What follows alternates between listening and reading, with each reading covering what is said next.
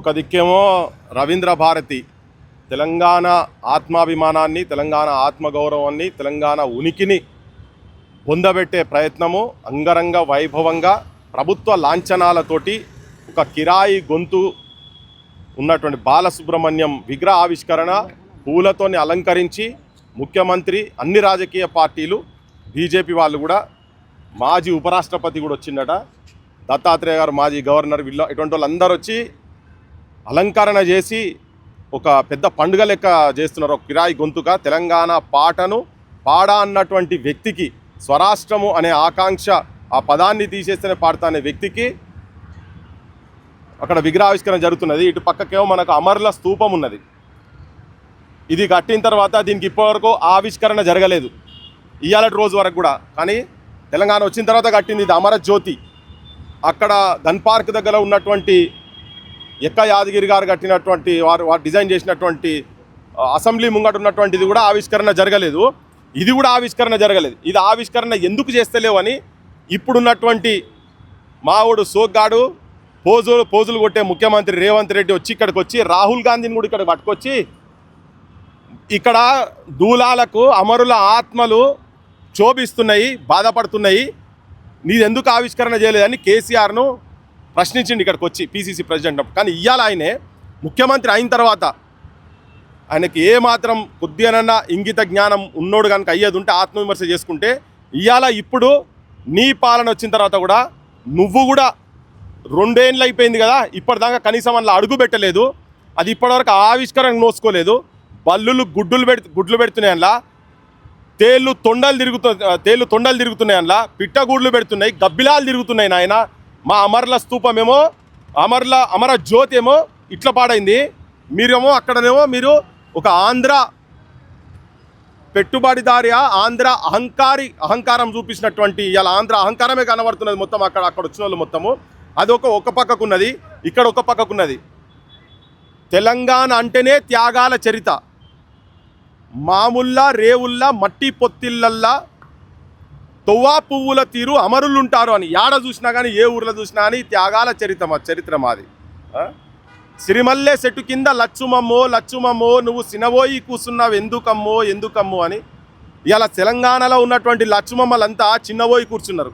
ఇక్కడ ఉన్నటువంటి గాన కోకిల లెక్క కంచరేగు తీపివోలే లచ్చుమమ్మో అని పాటలు పాడి నీ గొంతు ఎంత మధురమే లచ్చుమమ్మ అని చెప్పని ఆ సాహిత్యం వచ్చినటువంటి దగ్గర ఈ గొంతులందరినీ కూని చేయించి ప్రజా సాహిత్యం గురించి, ప్రజల గురించి ప్రతి పల్లె బయటికి వచ్చి గొంతులు విప్పి పాడినటువంటి గొంతుల మీద ఇవాళ నువ్వు నీ ఇనుప పాదాలు పెట్టి నువ్వు స్వేచ్ఛ అంటున్నావు.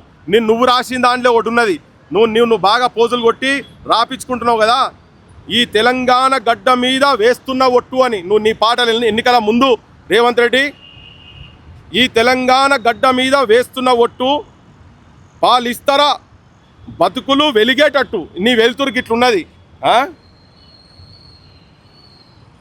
పైనున్న అమరుల ఆత్మలు మురిసేటట్టు, మురుసుడు కాదు ఏడుస్తున్నాయి. శోకంలో ఉండొచ్చు ఆత్మలుంటే, ఇటువంటి దుర్మార్గమైన పాలనలో ఉన్ననా దేని గురించి మేము ఇంతమంది చనిపోయినాము. 1200 మంది ముక్కుపచ్చలారని పిల్లల ఆత్మ బలిదానాలు, 369 మంది 369 మంది తుపాకీ తూటాలకు బలి అయినటువంటి వాళ్ళందరి ఆత్మలు ఈ ప్రాంతంలో పోరాటాలకు చిహ్నమైనటువంటి అమరుల స్తూపం పరిస్థితి ఏమో ఈడ ఇట్లున్నది కదా. నేను ఇవాళ మీటింగ్ అటెండ్ అవుతున్నటువంటి ఈ సాంస్కృతిక సలహా మండలికి చైర్మన్ ఉన్నటువంటి కోదండరామ్ కూడా, అయ్యా మీ ఆత్మలు చచ్చిపోయినాయా, ఇప్పుడు ఇక్కడ ఈ ఆత్మలు ఎట్లయితే ఏలాడుతున్నాయో, అమరుల ఆత్మలు ఏలాడుకుంటా శోకిస్తున్నాయో, మాకు ఇటువంటి నాయకత్వం ఉన్నదా అని చెప్పని ఆ కమిటీలో ఉన్నటువంటి బి నరసింహరావు గారిని కావచ్చు, లిస్టు ఉన్నది నా దగ్గర. ఆ లిస్టు నేను ఇప్పుడే చూపిస్తున్నా మీకు. వీళ్ళందరూ మిమ్మల్ని అందరు అడుగుతున్నారు. ఇగో ఈ లిస్టులో ఎవరెవరి పేర్లున్నా చూడండి. ప్రొఫెసర్ కోదండరామ్, వెన్నెల చైర్పర్సన్. అమ్మా వెన్నెల, మెయిన్ అంటే గద్దరన్న కూడా ఆత్మ క్షోభిస్తుండొచ్చు. గద్దరన్నది కూడా బానిసత్వం వద్దు అని చెప్పిండు ఆయనే. బానిసలారా రెండిరా బానిస బతుకులు వద్దురా అని చెప్పిండు. ఆ పాఠాలు నేర్చుకున్నా మరి నువ్వు ఏం గలమెత్తుతున్నావు తెలియదు. నిన్ను వ్యక్తిగతంగా ఏం క్రిటిసైజ్ చేయాలని కాదు, కానీ ఇలా ఒక సందర్భం వచ్చింది, తెలంగాణకు అవమానం జరుగుతున్నది. ఇగో ఇంట్లో ఉన్నటువంటి కొంతమంది ఆర్టిస్ట్ ఎవరు మాట్లాడతలేరు. బి నరసింహరావు, మా జయరాజన్న, ఇక నేను వీళ్ళ గురించి ఏం మాట్లాడాలి కానీ సంగిశెట్టి శ్రీనివాస్ అన్న రాసిండు ఆల్రెడీ, తన ఇది కొట్లాడుతున్నాడు. పస్నూరు రవీందర్, ఇటువంటి వాళ్ళు.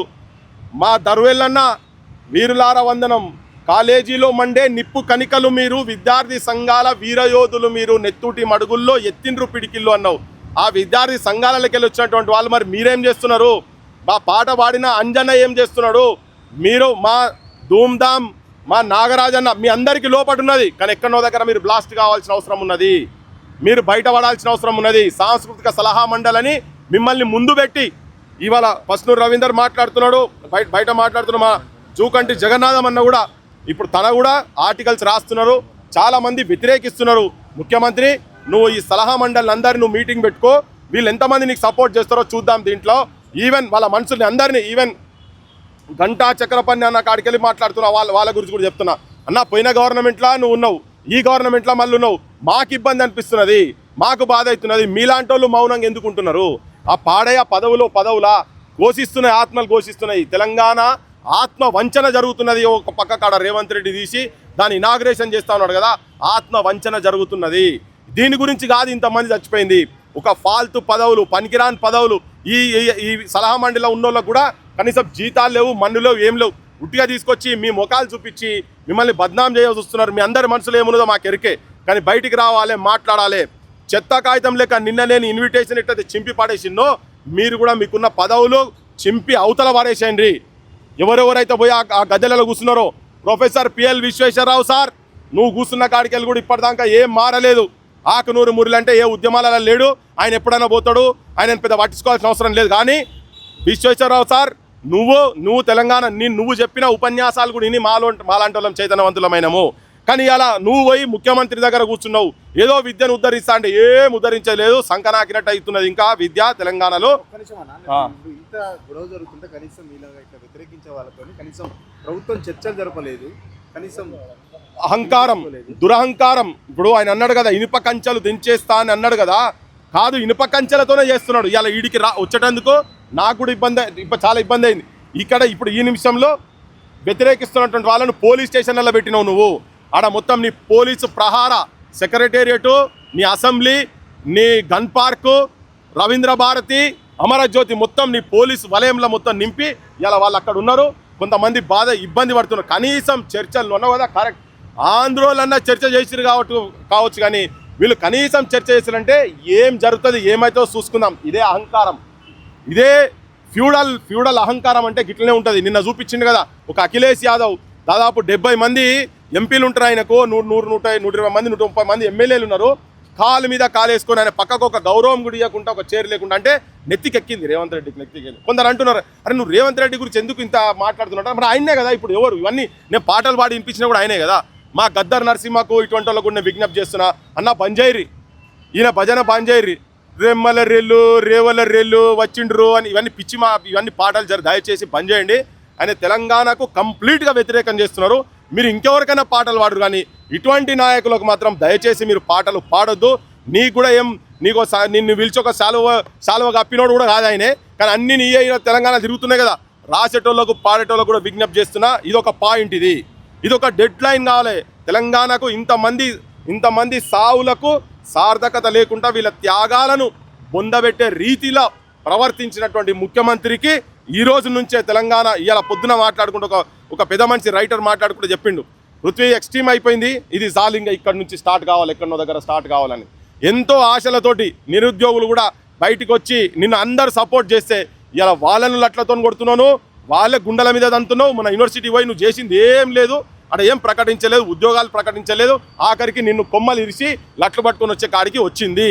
అదే నేను వైలెన్స్ సైడ్ పోవాలని నేను చెప్తలేను, కానీ ఏంటంటే ఇలా తెలంగాణ సమాజం మొత్తం మనల్ని అగౌరవపరుచుకుంటూ, ఇక్కడ ప్రాంతంలో ఉన్నటువంటి కవులను, ఇక్కడ ప్రాంతంలో ఉన్నటువంటి పోయెట్స్, పాటగాన్లు, రాతగాన్లు, జర్నలిస్టులు అందరు కూడా, కె శ్రీనివాస్ లాంటి వాళ్ళు కూడా బాధపడుతున్నారు.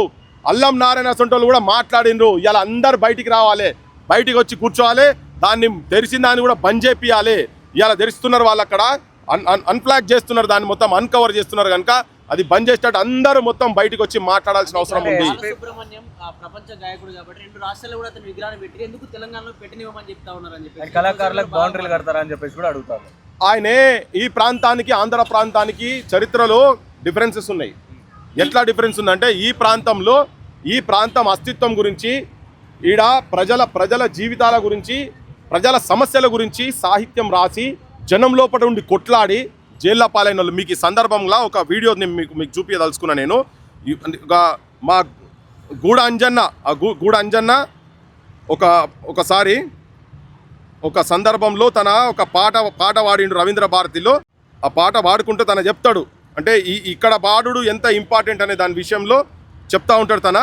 ఒక్కటే సెకండు, ప్రాంతం విడిపోయిన తర్వాత ఒక్క నిమిషం ఎందుకు రెచ్చగొడుతున్నారని ప్రధానంగా తను ఏం చెప్తారంటే రవీంద్ర భారతిలో వీడియో సడన్గా దొరకలేదు నాకు. రవీంద్ర భారతిలో దొరయేందిరో దొర తనమేందిరో సుత్తె మనది కత్తి మనది పార మనది పలుగు మనది నడుమ దొరయేందిరో దొర తనమేందిరో తర్వాత దాని గదరన్న దొరయేందిరో దొర పీకుడేందిరో అని. నేను 16వ ఏట ఉన్నప్పుడు అసెంబ్లీ ముంగట నేను ఈ పాట పాడుకుంటూ తిరుగుబాటు చేసి మాట్లాడుతున్నప్పుడు ప్రజల సమస్యల గురించి మాట్లాడుతున్నప్పుడు రవీంద్ర భారతి దగ్గర చూసినాక ఈ రవీంద్ర భారతిలో ఎన్నడో నేను ఒక రోజు పాట పాడాలి అని చెప్పని ఆయనకు అనిపించిందట. ఎందుకంటే అది తెలంగాణ కళారూపాలకు తెలంగాణ అస్తిత్వానికి ప్రతీక. అటువంటి అంటే ఈ ప్రజల గురించి సాహిత్యం రాసి ఇట్లా చాలామంది ఉన్నారు. నేను కంటిన్యూస్గా ఆ పేర్లు చెప్తూనే ఉన్నా. అంటే గూడ అంజన్న కోరిక ఏంటంటే ఆ వేదిక మీదనే చెప్పిండు, రవీంద్ర భారతి వేదిక మీదగా ఈ పాట ఒక చరణం పాడి చెప్పిండు. ఇవాళ నాకు ఆ పాట సార్థకమైంది, నేను ఇక్కడ పాడినా అని అన్నాడు కదా. అంటే ఇట్లా ఆయన బాలసుబ్రహ్మణ్యం లెక్క కమర్షియల్ ఆర్టిస్టులు కాదు కదా. ఇక్కడ ఎంతో సాహిత్యం, ఇప్పుడు నేను చాలా పాటలు నిన్న మొన్న కూడా చాలా పాటలు పాడి వినిపిస్తా ఉన్నా. ఇటువంటి సాహిత్యం పాడిన వాళ్ళు ఎవ్వరికి కూడా వాళ్ళ ఇలా ఇంటికాడికి పోతే బుక్కడి బువ్వ గుడలేదు, కనీసం గౌరవం కూడా దక్కలే కదా. సో ఇక్కడ మీరు ప్రపంచ స్థాయి అంటున్నారు కదా, ఈయన ఒక కిరాయి ఆర్టిస్టు. నేను చెప్తున్నా, పైడి జయరాజు చరిత్ర మాట్లాడినరా, ప్రభాకర్ రెడ్డి గారి గురించి మాట్లాడుతున్నారా, కత్తి కాంతారావు గురించి మాట్లాడుతున్నారా, సినిమా ఇండస్ట్రీ గురించే చెప్తున్నా నేను, వాళ్ళ గురించి మాట్లాడతలేరు కదా. మా నారాయణ గారి గురించి మాట్లాడుతున్నారా, లేకపోతే మన జైళ్ళలో ఉండి రాసినటువంటి వాళ్ళ సాహిత్యం వాళ్ళ గురించి మీరు ఏమైనా మాట్లాడుతున్నారా? ఇక్కడ ఎవరేం మాట్లాడతలేరే. మా తెలంగాణ కోటి రతనాల వినాన్ని రాసినటువంటి దాశరథి కృష్ణమాచార్య గురించి మాట్లాడుతున్నారా? ఎవరు మాట్లాడుతున్నారా? ముచ్చట సత్యనారాయణ గారి గురించి మాట్లాడుతున్నారా?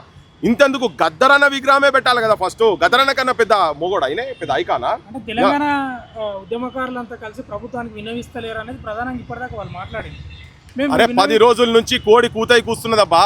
వాళ్ళు ఏడున్నారు, ఏ పొక్కలలో పన్నారు? అయ్యన్న ఎక్కడున్నారు వాళ్ళు? మీ ఛానళ్ళలో వస్తలేవా? మన తొలి వేలు రాలే, ఇప్పటికి 100 సార్లు వచ్చినాయి. వీడియోలు తిరుగుతూ ఉన్నాయి బయట. మొన్న కూడా తీసుకుపోయి రిప్రజెంటేషన్ ఇచ్చినాం, వాళ్ళ ఆఫీసర్లతో మాట్లాడినాం.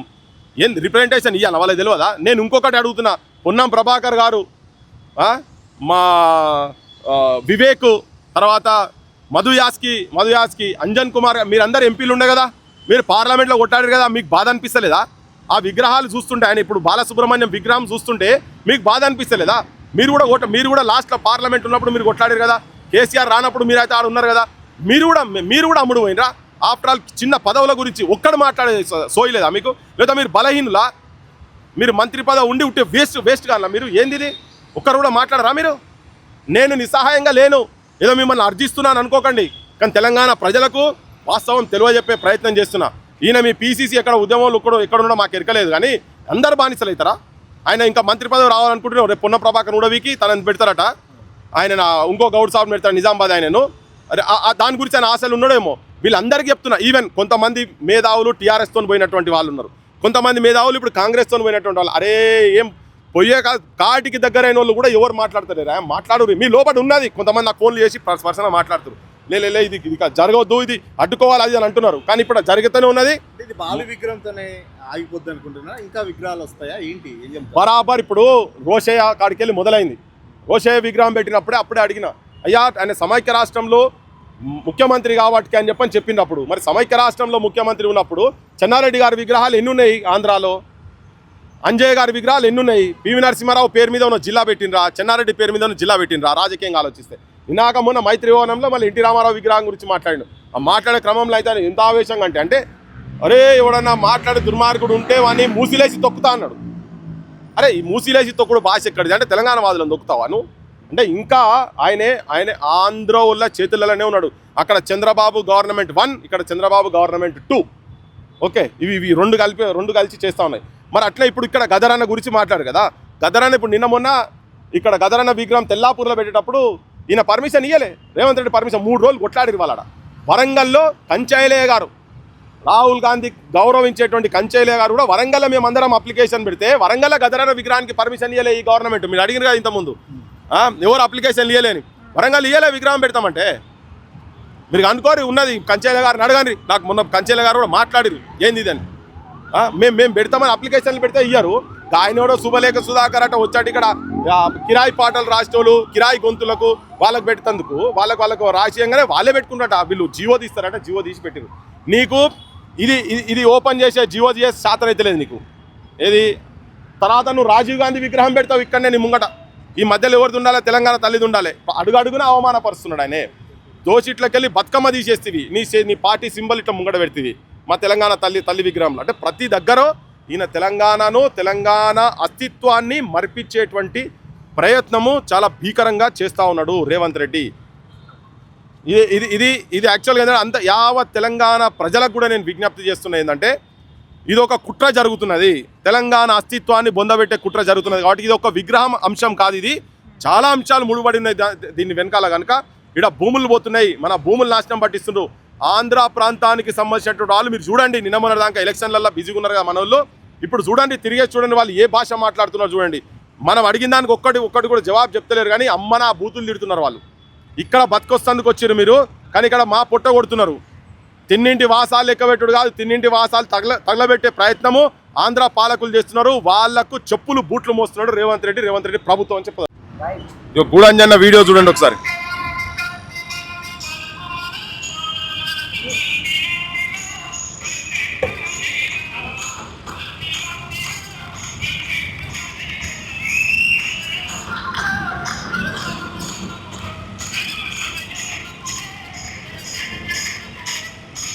మాటలు వినండి.